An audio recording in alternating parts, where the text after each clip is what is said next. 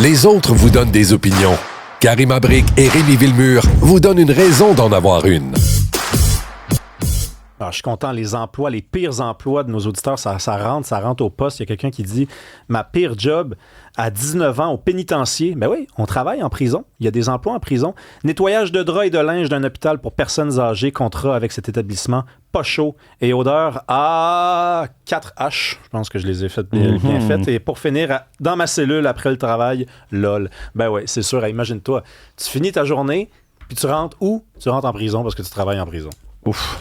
Là, Donald Trump, parle-moi de Donald Trump, Oli, parce que lui aussi, sa job, c'est pas évident. Hein? Et là, hier avait lieu le match numéro 3 de la finale de la NBA entre les Spurs et les Knicks. Les Knicks menaient la série 2-0. Hier, ça s'est terminé par une victoire des Spurs, donc maintenant 2-1. Mais on avait la visite d'un certain Donald Trump hier au Madison Square Garden à New York. Et les Knicks, depuis longtemps, depuis le début des séries, c'est-à-dire font des rassemblements un peu comme au Centre Bell, avec beaucoup de gens autour de l'aréna. Mais là, malheureusement, hier, on avait un certain Donald Trump qui était présent. Donc, on a annulé toute festivité d'avant-match et d'après-match parce que la sécurité d'un président étant ce que c'est, c'est beaucoup d'argent, premièrement. Là, je tiens à mentionner ça doit être des millions de dollars juste pour l'escorter au centre là-bas. Donc, ça a empêché toute festivité. Mais là, une fois qu'il y a eu l'hymne national, on a mis la caméra sur notre Donald Trump et vous pouvez entendre les réactions. Whose broad stripes and bright stars through the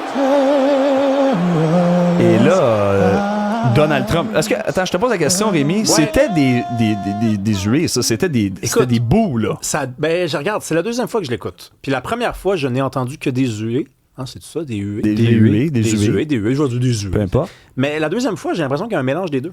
Il y a des huées, puis il y a aussi quelque chose d'autre par-dessus qui ressemble être des applaudissements. Vous connaissez le personnage. Lui a réagi, en fait, sur les réseaux sociaux par la suite. Il a déclaré publiquement que c'était, en fait, surtout des encouragements pour sa présence au Madison Square Garden. On a vu son petit sourire. Je pense que oui, là. Je pense en effet. Puis Alexandre Dubé, ce matin, comparait un peu Montgomery Burns des Simpsons lorsqu'on entendait dans un épisode boo, boo, boo, mais ultimement, c'était Burns. On lui disait ça juste pour qu'il se sente mieux puis le flatter dans le sens du poil. Je pense que c'était un peu ça la situation hier, mais ouais, ça a fait brasser pas mal c'est la ville de Zoran Mamdani quand même. C'est la voix de Nick Payne. Il était là d'ailleurs. Nick Payne qui est en studio avec nous. Bonjour. Bonjour Nick Payne. C'est un territoire ennemi, là, New York, là, pour Trump. Là, on s'entend. Ouais. Puis je veux dire, Donald Trump, il y a des gens qui disent qu'il est plus apprécié depuis très, très longtemps, mais ça va faire 10 ans, là, je veux dire, qu'il est président des États-Unis. On a beau vouloir se faire croire que ça va pas bien pour lui. Franchement, en toute comparaison avec d'autres, c'est pas si mal du tout. Puis, tu sais, le Madison Square Garden, c'était là. Ouais. Combien ces billets-là coûtent? C'est des gens riches qui sont là, en général, c'est-à-dire des gens qui votent pas pour Trump. On s'entend. Hey, parle-nous de Louise Harbour. Louise Harbour, qui est la nouvelle gouverneure générale du Canada. Est-ce que tu sais que Sarah Dufour est allée chanter pour elle? Sarah Dufour, c'est une chanteuse, je pense, associée aux Cowboys Fringants. Elle avait chanté notamment La Marine Marchande. C'était sa voix à elle dans la chanson des Cowboys Fringants. Ah, je savais pas. Elle a accepté d'aller chanter pour la gouverneure générale. Qui parlait d'aplaventrisme et de vacuité intellectuelle? Écoute, je sais pas, je m'en souviens plus. Moi, j'aurais voulu lui parler aujourd'hui à Sarah Dufour juste pour comprendre, en fait, non seulement pourquoi elle a accepté d'aller chanter pour la gouverneure générale, mais aussi à quoi ça ressemble, ce genre de cérémonie-là. Mais j'étais quand même surpris. J'aurais comme pas imaginé ça il y a 10 ans, mettons, un cowboy fringant ou un artiste proche de la clique des artistes du Québec. Aller là, tu sais, veut dire, la gouverneure générale, c'est le roi, là, quand même. Là. Oui, mais il faudrait voir le chèque, hein? Ça doit être un bon chèque. Écoute, moi qui ai évolué, oui, c'est possible, dans le merveilleux monde artistique pendant plusieurs années, je peux te dire qu'il y a des artistes québécois héroïques qui ont, parce qu'ils ont refusé pour jouer à la Fête du Canada, des montants, là, Rémi, là, qui n'ont strictement rien à voir avec ce que tu peux faire à la Fête nationale du Québec. Mais nomme-les, parce que tu m'en avais déjà parlé, puis on s'en fiche. C'est un honneur, un honneur qu'on leur rend. J'hésite sur les montants, parce que là, ça fait longtemps que j'ai plus en mémoire, mais on parle de, dans les dizaines de milliers de dollars. Là. Je sais que Claude Dubois a refusé, Éric Lapointe a refusé aussi, par principe. Il ne voulait pas aller jouer à la Fête du Canada. Évidemment, il y en a plusieurs autres qui acceptent de le faire, mais il faut dire là, que le budget est généralement beaucoup plus généreux qu'à la Fête nationale du Québec. Te rappelles-tu Plume Latraverse et Pierre Falardeau qui s'étaient chicanés autour de ça? Plume avait été invité à Tout le monde en parle et Guillaume Lepage lui avait demandé de commenter les propos de Pierre Falardeau au sujet donc de Plume, parce que Plume avait chanté à la Fête du Canada.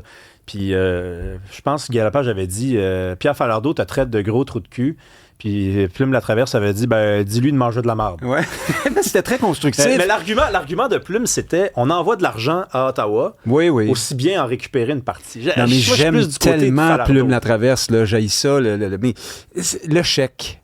Hein, ça fait foi de beaucoup de choses, puis c'est difficile de blâmer un artiste de l'accepter, le chèque. Mais t'adhères toujours, c'est pas vrai que tu ne cautionnes pas en partie la cause, hein, lorsque tu t'acceptes d'aller faire ta musique dans une célébration à caractère national, par exemple. Là, tu sais, c'est pas... est-ce que tu irais, je sais pas, moi, jouer dans le party de ton pire ennemi? Je pense pas. Bon, alors... Ouais. Là, Louise Arbour se présente. Il y a vraiment du monde qui sont capables de dire qu'elle va faire les choses différemment. J'ai vu ça dans le commentariat, des gens dire « Ah, elle va arriver avec son style, elle va essayer de renverser la vapeur. » On a entendu ça combien de fois? Là? Ça va finir de la même manière que ça a toujours fini, c'est-à-dire c'est de l'abus. On va se goinfrer, on va s'acheter du linge, on va mettre du caviar sur des toasts de beurre de peanut. Couper des rubans et puis voyager. Hein, c'est un poste pour voyager aussi, faire de la représentation. J'aime bien je suis sarcastique en disant ça, notre indignation à géométrie variable devant la monarchie et ses symboles et son système qui nous coûte cher ici, là, au Québec et au Canada, parce que tout le monde est toujours lève la main quand vient le temps de dire « Ouais, c'est une fonction dépassée, poussiéreuse, antidémocratique, parce qu'on peut pas voter pour ça, on n'a pas choisi le roi, on paye ces gens-là très cher pour représenter le roi en question. » Mais là, dès que le gouvernement fédéral a la main heureuse dans le choix de la nomination, ben là, on dit « Ouais, j'aime pas ça, mais quand même, quelle nomination formidable! » Écoute, elle est peut-être formidable, Louise Arbour. Elle est aussi, soit dit en passant, parfaitement libéralo-compatible. Hein? C'est vraiment l'alter ego de Mark, sinon de Mark Carney, en tout cas de la philosophie libérale. Elle est ultra multiculturaliste. Elle a critiqué vivement la Charte des valeurs du Parti québécois. Elle est hyper pro-immigrationniste. Elle a dit, par exemple, qu'il n'existe pas de mauvais côté à l'immigration à court, moyen ou long terme. Il n'y en a juste jamais. Elle a œuvré pour faire tomber toujours plus de barrières pour permettre les mouvements migratoires, alors que, je le rappelle, on est à une époque où les populations occidentales, pour la plupart, trouvent qu'il y a un problème, trouvent qu'on a dépassé un seuil critique, pas parce qu'on n'aime pas les gens, mais parce que le nombre devient un problème pour toutes sortes de raisons. Mme Arbour, elle, est complètement à gauche là, du spectre dans ce débat-là et sur des questions d'identité en général. Donc, elle est parfaitement intégrée, mais est-ce qu'elle est...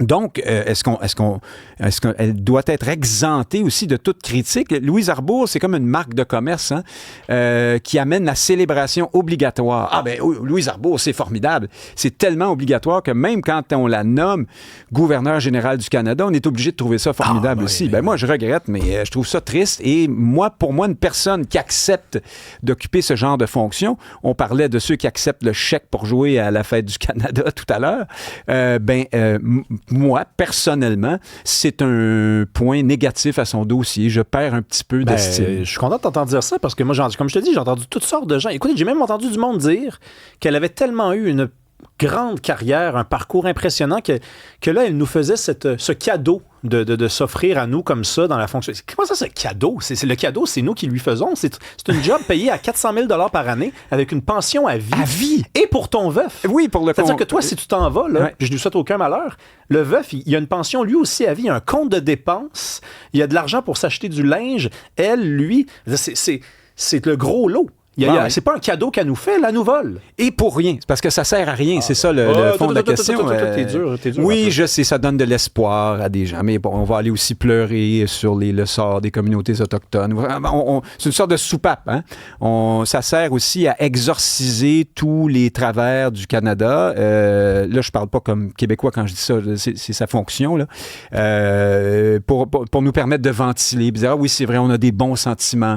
Elle flatte dans le sens du poil, telle ou telle communauté qui a historiquement été un peu malmenée, mais après, on fait rien. Non, puis tu sais, je suis un petit peu... Moi, là, honnêtement, là, le vocabulaire, là, suivant. Là, c'est grâce à nos différences que nous allons édifier un avenir partagé. Je suis plus capable d'entendre des phrases de même. Oui, mais c'est le multiculturalisme. Premièrement, c'est grâce à ce qui nous unit que nous allons édifier un avenir partagé. Je veux dire, c'est quand même plus simple, si tu as deux chemins à prendre, de passer par ce qui nous unit que de passer par ce qui nous distingue et nous diffère les uns des autres. Là, c'est quoi ce vœu? C'est même un souhait, c'est presque religieux. On appelle ça, mais c'est religieux. Certains ont dit que le wokisme est ce qui reste une fois que le petit Jésus est parti, là, chez certains. Hein, c'est-à-dire que quand tu as pu ce Dieu, cette religion, ce système spirituel et aussi idéologique, ben, il ne te reste que la bien-pensance, la bonne volonté, mais avec un petit peu moins de franchise, je dirais. En tout cas, Mme Arbour, si vous m'écoutez, puis si vous avez besoin de quelqu'un à un moment donné pour travailler pour vous, écrivain, chanteur, n'importe quoi, poète. Je ne suis pas intéressé. Oui. Parle-moi de projet de constitution de Simon-Jolin Barrette. Il y a eu une interpellation. C'est pas mal viral en ligne. Ça a duré 30 minutes. Là. Pascal Paradis qui s'obstine avec Simon-Jolin Barrette. Oui, parce qu'on parle de ces nombreux projets de loi que le gouvernement veut faire adopter en fin de course là, cette semaine, là, en quelques jours. Merci d'ailleurs à la prorogation du gouvernement, du Parlement pour permettre à Christine Fréchette de faire son spectacle. Écoute, je suis cynique ce matin, mais c'était ça un peu quand même, son spectacle de nouvelles première ministre qui allait s'installer dans le poste. Ben là, on est comme pressé à la dernière minute et on oublie souvent de parler du projet de constitution du Québec de Jolin Barrette qui fait partie de ces projets-là, qui, si je comprends bien, là, devrait passer la rampe. Là, j'ai pas l'impression qu'il est menacé. Mais oui, il y a des audiences et il y avait donc Pascal Paradis du Parti québécois qui, comme tu l'as dit, pendant une demi-heure, talonnait Simon-Jolin Barrette là-dessus. Et il y avait quelque chose de fascinant, comme dirait Charles Tisser, mais en même temps de triste là-dedans, parce que voici deux hommes, Jolin Barrette et Pascal Paradis, un indépendantiste du Parti québécois, qui en principe doivent être nationalistes, attachés à ce que le Québec gagne au minimum en autonomie à l'intérieur du Canada, sinon pour Pascal Paradis, à l'extérieur, encore mieux comme pays indépendant. Mais non, on était en opposition abrupte parce que d'une part, monsieur, on le sait, hein, le Parti québécois refuse d'appuyer ce projet ou en tout cas se fait tirer l'oreille très fort. Et le discours de Paradis, c'était que Jolin Barrette trompe les Québécois dans la mesure où une constitution provinciale, ça reste une constitution provinciale et l'article 1 tel de la constitution canadienne, 52 je pense, rappelle que la vraie loi des lois, la loi suprême, c'est la constitution du Canada. Ce qui n'est pas faux. En même temps, c'est quand même assez étonnant quand tu y penses de voir quelqu'un qui est un fier nationaliste québécois expliquer à l'autre que tu peux rien faire parce que la Constitution canadienne est plus forte. Alors que la Constitution, là, c'est pas Dieu, ça, là. C'est écrit, ça tient un peu sur la confiance. Le Québec ne l'a pas signée, cette Constitution. Et d'ailleurs, Paradis le rappelait, il dit elle nous a été imposée. Mais d'abord, si on ne l'a pas signée puis qu'elle nous a imposée, peut-être que c'est pas si fou que ça de faire comme veut le faire Jolin Barrette et d'essayer d'étirer, d'agrandir le carré de sable et puis de tester un peu le système. Non, le PQ a un gros défi. On veut montrer qu'on est différent, on veut montrer qu'on voudrait aller plus loin, mais des fois, ça, c'est le prix à payer, c'est de s'opposer à des bonnes idées. T'amènes à la politique de la faire nationaliste, une constitution, elle peut être mal faite, mais c'est une bonne idée pareille. Rappelons quand même, là, les gens l'ignorent peut-être, là, mais QS a voté pour la loi 96. Oui. Même s'ils avaient des réserves sur certains articles, le PQ a voté contre. Oui, parce que ça va pas assez loin. Ça va pas assez loin. Et puis, si c'était à refaire, je ne sais pas s'il le ferait. Écoute, moi, dans le cas de la loi 96, j'ai réfléchi à ça en préparant cette chronique. Et là-dessus, on le voit aujourd'hui, la loi 96 ne donne pas grand-chose. Et on était plusieurs à s'en douter, pour pas dire rien du tout. Alors là-dessus, que tu l'appuies ou que tu ne l'appuies pas, parce que tu veux prouver ton point en disant non, c'est pas assez, peut-être. Mais la Constitution, par contre, c'est un acquis. Il y a rien de mal là-dedans. Il n'y a pas de bonne raison véritablement de s'y opposer parce que tu peux probablement faire des gains. Il y avait une lettre ouverte dans Le Devoir ces jours-ci signée par toutes sortes de personnes éminentes qui enjoignaient le Parti québécois de se réveiller un peu là-dessus en disant on peut se faire une citoyenneté québécoise, ce qui peut aider par exemple dans un vote référendaire.